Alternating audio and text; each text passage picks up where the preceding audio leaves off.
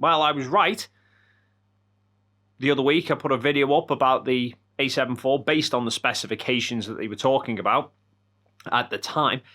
And I predicted that the A7IV would be an evolution of the 3 rather than the revelation that the 3 was, which has turned out to be the case. And I predicted that some people would not be happy about it. And it's turned out to be true.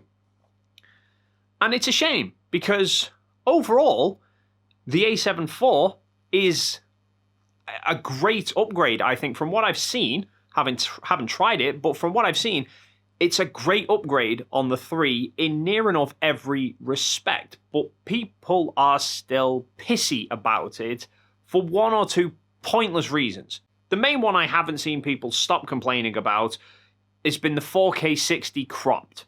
So the camera will do 4K at 30 using the full sensor, taking a 7K readout and downsampling to 4K, or you can get 4K at 60 frames a second, but only in Super 35 mode, which uses the center APS-C size portion. So you basically get a 1.5 times crop.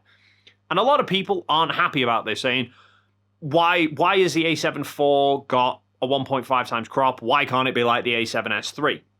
Well, the short answer is because if it was like the A7S III, then it would be the A7S III.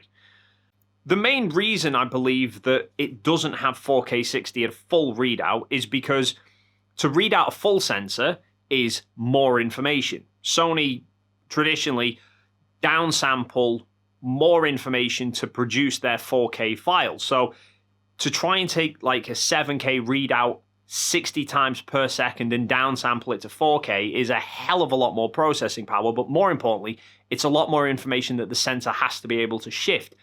And if it can't shift that information quick enough, then you've got a problem.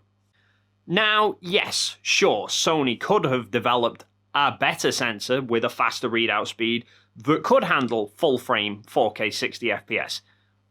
But then that would be more expensive to develop and more expensive to produce, which would then put the price of the camera up. And the price of a camera is another area that people have been complaining about. Because the A7 III was £2,000 at release, this is 2,500 quid. And people aren't happy that the price has gone up by 500 quid, but the specs haven't improved as much as they would want for that amount of money. But I don't think the price of the camera is actually that bad, all things considered. You look at the likes of the R6. Now, yes, the Canon R6 can do almost full sensor readout, 4K 60 frames a second, but that's only a 20 meg sensor, not a 33. So the Sony has 50%, over 50% more resolution to play with than the R6 does for the same price.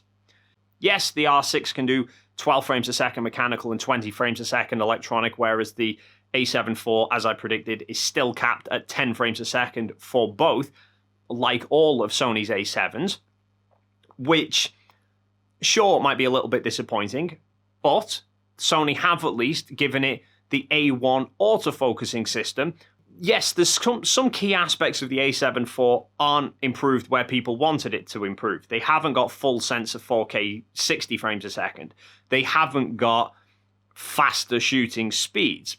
But they have got a lot of new and exciting features, like the much better autofocus performance, the much better ergonomics. There's a load of new menu options and new features that are new in the A7 IV. They haven't even got in the flagship cameras yet. Then you've got a brand new sensor. You've also got an improved EVF. You've got an improved screen as well. All these new features and all these new pieces of hardware that are going to be more expensive than what they were on the A7 III. The shutter unit, thank Christ, has been replaced with presumably one that is better and more reliable. 3 years ago when the A7 III was released, I'll bet most people reacted exactly like me. You read through all the specs, and then you saw the price, and you were convinced that there must have been a misprint somewhere. Because there was just too much compared to everything else on the market for the same sort of price point. It was insane.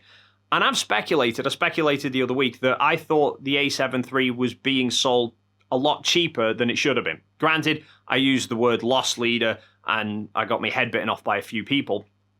Okay, I'm not suggesting that Sony sold that camera at a loss, but I think they intentionally cut a lot of profit away from each individual unit in order to try and take a grab at market share. Because if you can sacrifice a small amount to get a lot of people onto your system, you'll quickly recoup that as those people then invest more in your system further down the line. And I think that's what the A7 III was.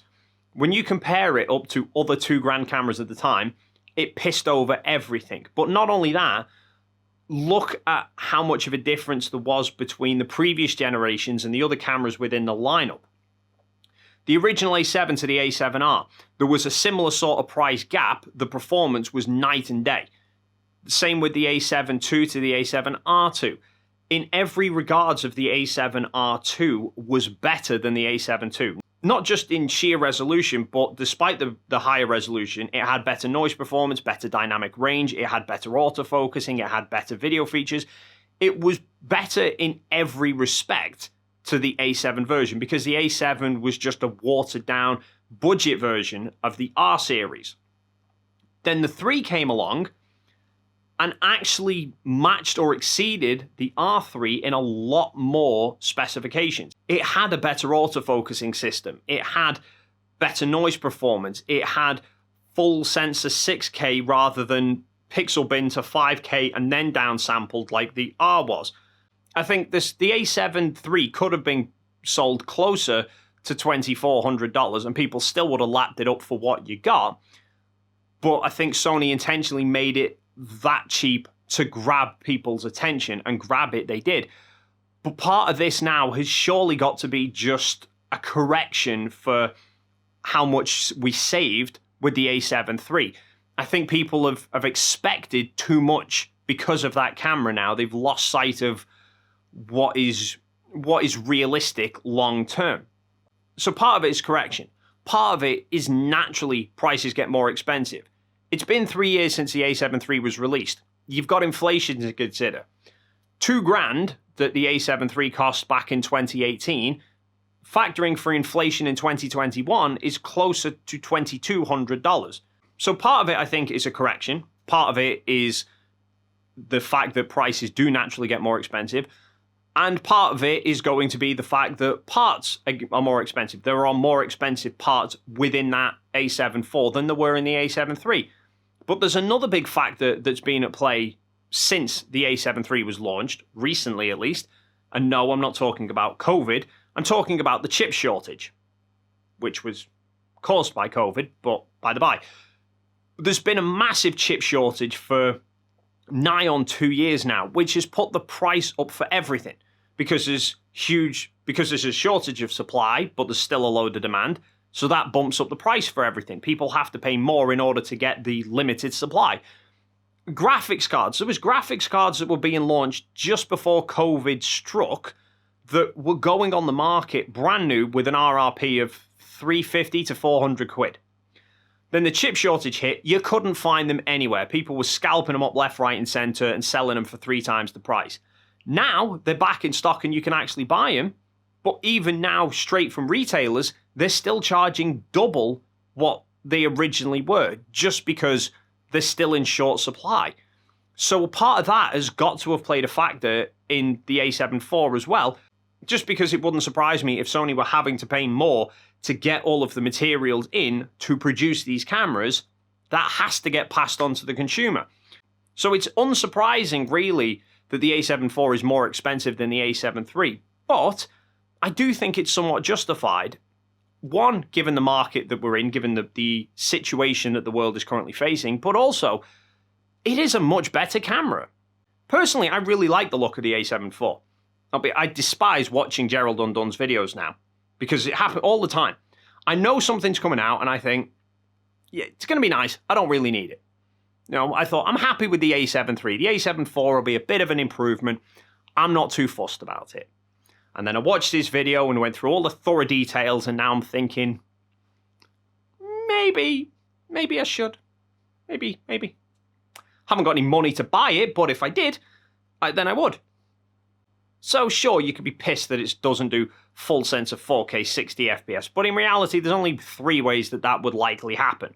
One is that they don't go with downsampling, rather than pulling a higher resolution file and downsample to 4K, they go with pixel binning 4K straight from the sensor, like they do with the 1080, and it would look crap.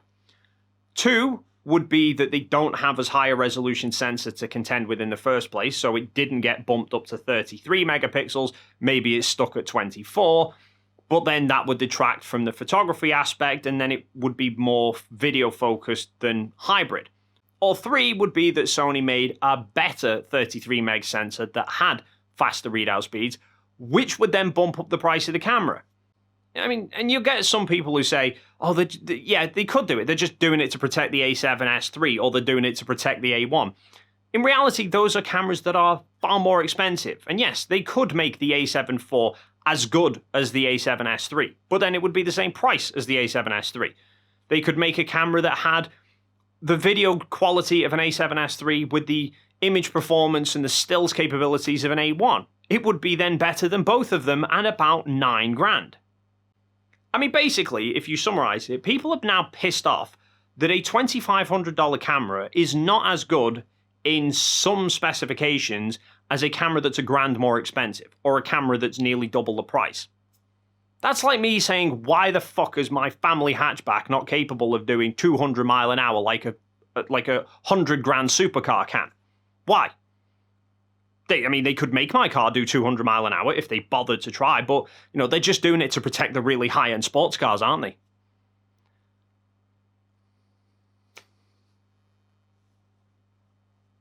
Well, that's my rant over, and he doesn't give a shit anyway. So, what are your thoughts on the A7 IV? Are you impressed by the specs? Are you going to be getting it? Or do you fall in the camp that you're not happy with it, and why? Let me know your thoughts and comments down below. While you're down there, if you haven't already, please consider hitting the like and subscribe button, and then hopefully we'll see you in the next video.